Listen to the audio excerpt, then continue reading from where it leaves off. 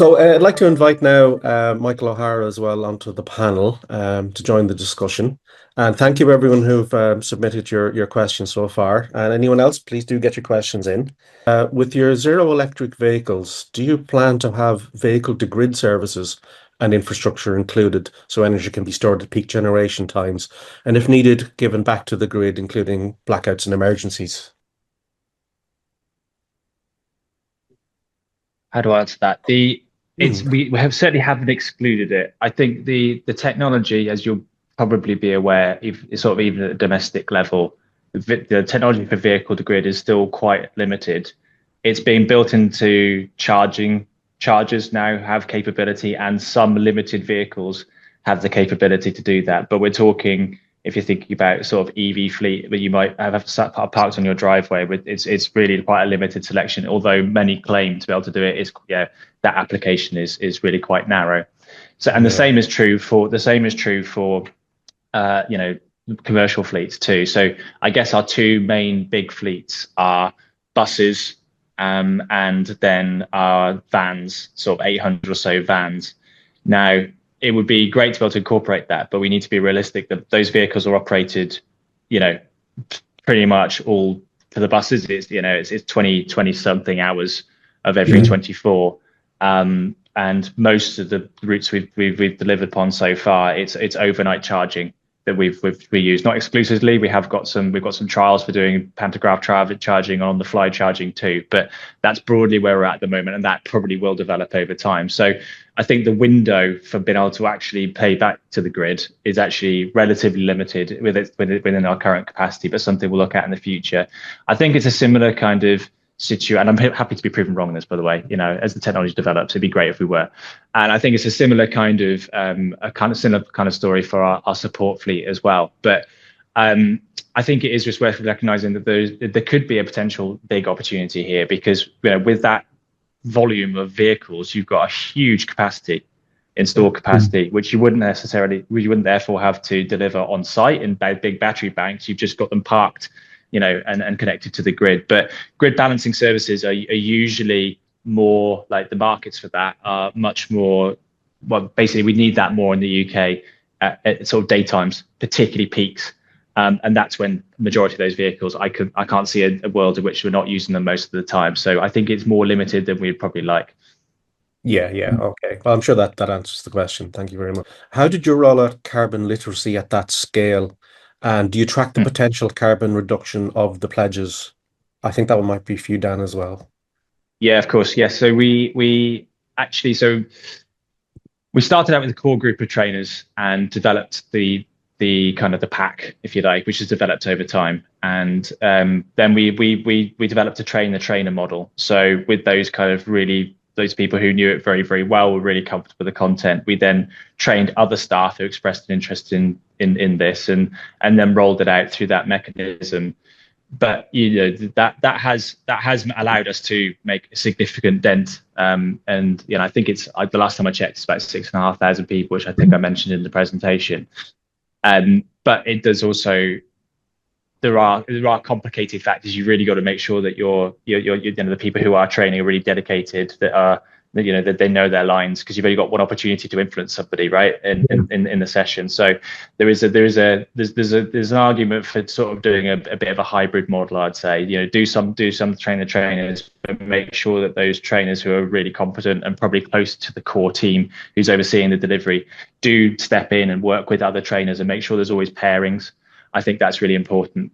To answer the question, so two trainers, just make sure I'm being clear on that. And then to answer the question about the pledges, yes, we have been tracking those pledges too. Yeah, I'm not sure we've made them public, but we're very proud of that. And there's been some really good success stories that, It's mandatory training.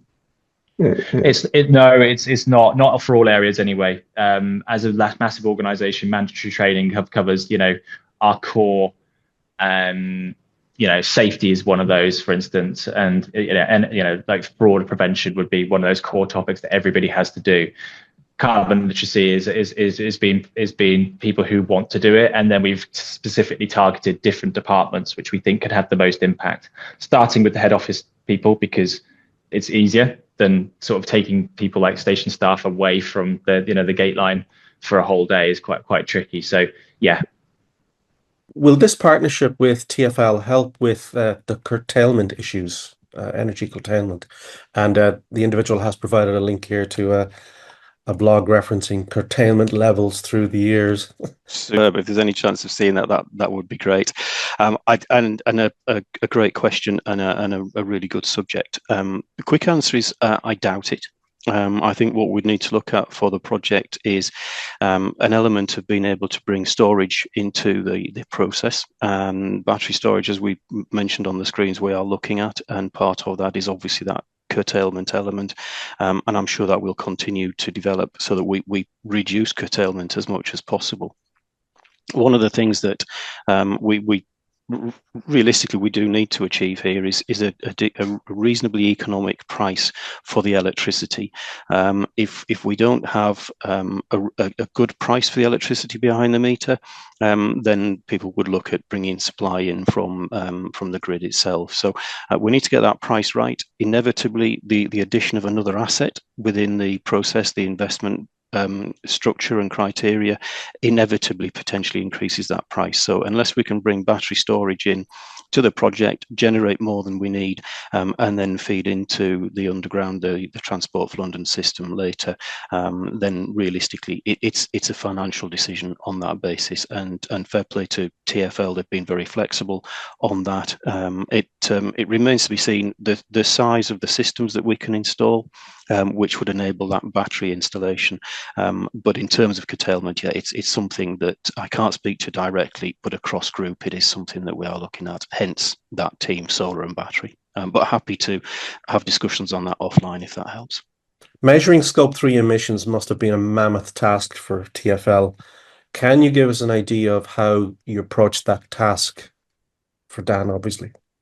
Yeah, that's for me. It's not one I'm going to be able to answer well, so very happy to follow up afterwards if that'd be of use. So because it's another team that led on that, but it's using best available data and best endeavors and constantly maturing over time. So for some areas we've got empirical data. We've done bottom up whole life carbon assessments of say what the carbon impact, the whole life carbon impact, I should say, not just the capital carbon and but the whole thing, and including sort of what happens at the end of life. We've done that for quite a lot of our major projects now. So major projects being, say, the Bakerloo line extension in the future, and just to name one. So we've got that data, and then for vast swathes of the money we spend on an annual basis, we're having to use carbon factors, recognized carbon factors that are publicly available to kind of to give our sort of best guess, if that makes sense. So when that's say a contract with say a technical sort of engineering consultancy is probably a good example. We've kind of got to estimate that based on how much time they would spend in the office, how much on site, et cetera, et cetera. So it get very, very complicated. But more and more, we're trying to stipulate within contracts that the full whole life carbon impact of all of our activities are actually captured. So over time, it will develop. But it does mean that our baseline is, we did a baseline based on 2022 data, and that will continue to mature and will inevitably go up at points and down at points based on how mature that data is becoming. So very happy to follow up if useful with more detail. Do TfL compare CO2 performance, modes of mobility, bus transport, train, occupancy capacity of vehicle journeys, petrol/diesel versus electric versus renewables? The short answer is yes. Yeah. So if you're thinking about the kind of the CO2 impact per kilometer or passenger kilometer, that data is publicly available for sure. I mean, it's worth noting that we need to be careful in how you interpret that. So obviously, the more modern the railway, the more efficient the railway, the lower the carbon per kilometer, and obviously then you've got a factor loading into that. But it is an integrated transport authority. We are an integrated transport authority. It all kind of mixes together, and I think it's probably not the right way to use it to necessarily sort of not get on a bus because it's slightly higher carbon, because a tube can I wouldn't is lower. I don't think that's where we want to be going. It's about us making sure that all services in London are delivering a really good service to customers so that people are using the public transport network first and foremost. They are choosing walking, cycling for shorter journeys, or those that they feel that they can undertake during using those modes. And then it's then about addressing our operational carbon footprint across the piece everywhere, so that it's as low as it could possibly be. So I don't want to get into sort of a consumer choice kind of battle, but I realize that that is publicly available information. You can make your own judgment, and I think Google these days and probably other apps do have that information fairly readily available. How realistic is it to get all those 9,000 buses electric, and what would the timescale be? Yes, so yeah, of course, yeah. It's well, last time I checked, and it's higher than this now. It's about 2,500. Yeah, so zero emission buses operating within the Greater London area. In terms of timeframes, the TfL business plan, which I mentioned during the presentation, has been fairly recently, early this year, signed off by board, and that commits to a 2034 time horizon for rollout of electric buses. So that's what we're aiming for. But there are pretty significant challenges, to move forward with. To be quite frank, a lot of the easier routes we've started with, and the more difficult ones will bring into challenges around power availability, which is again similar for all organisations operating within the London area and elsewhere.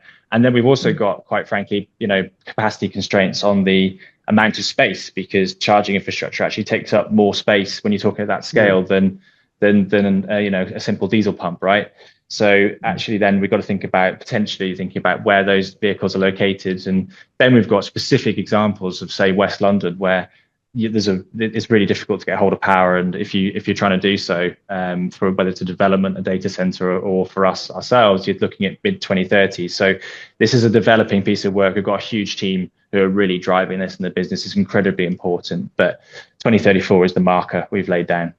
It'd be great to get an understanding of what energy could be created if TfL were able to open up those properties for solar and whatnot. Yeah, absolutely. So I think the again, fair play to TfL. The procurement process is targeting 64 megawatt peak. And obviously potential for more if we can do that. It's an ambitious target. There's no point suggesting otherwise. It is ambitious, but if you don't put those ambitions out there, you don't achieve, as Dan said earlier, I think it was at 88% by 2030 from 2015 figures, which I think is a fantastic result. But so yeah, if we start to look at that, I think I'm getting the figures right here. We'd be looking at effectively 65,000 megawatt hours per year on that, and the figures that we mentioned previously, I think it was 25,000 homes provided, a quantity of electricity provided, and somewhere in the region of 27,000 tons of carbon reductions. And in fairness to TfL, those figure of carbon reductions is fairly conservative, but clearly that depends on when you look at the carbon content of the grid and how you project that forward. So yes, you're absolutely right, Michael. We don't know where it'll get to yet. We've already had some discussions which are really quite encouraging. A couple of sites that could potentially look at some fairly decent size installations. I mentioned earlier about the roofs, and if we can go from the roof into the traction within the building itself, that will be transformative for the project, and will help a lot.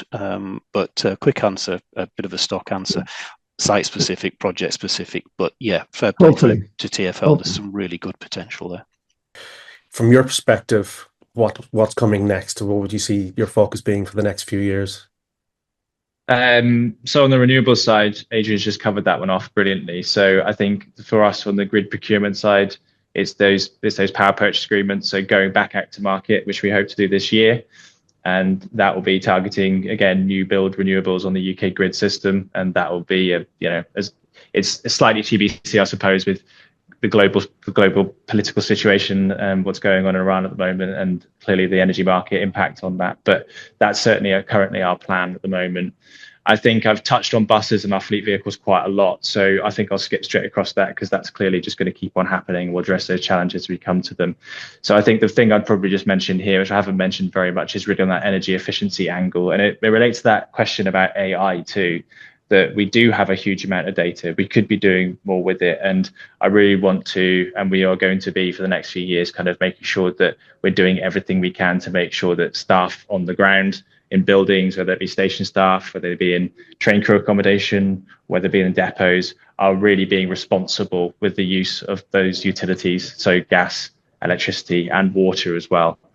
Making sure the data's really understood and we improve our feedback loop in that regard. So I guess it's basic energy utility management is personal focus of mine and focus for the organisation for the next little bit.